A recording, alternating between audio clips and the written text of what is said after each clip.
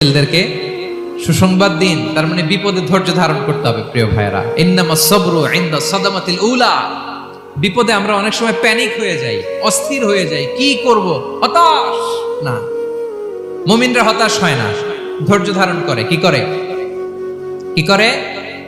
ধৈর্য ধারণ করার শক্তি দাও গো মেহেরবান আমায়, দাও গো মেহেরবান। পড়েন, ধৈর্য ধারণ করার শক্তি দাও গো মেহেরবান আমায়, দাও গো মেহেরবান। সবাই বলুন একসাথে, ধৈর্য ধারণ করার শক্তি দাও গো মেহেরবান আমায়, দাও গো মেহেরবান।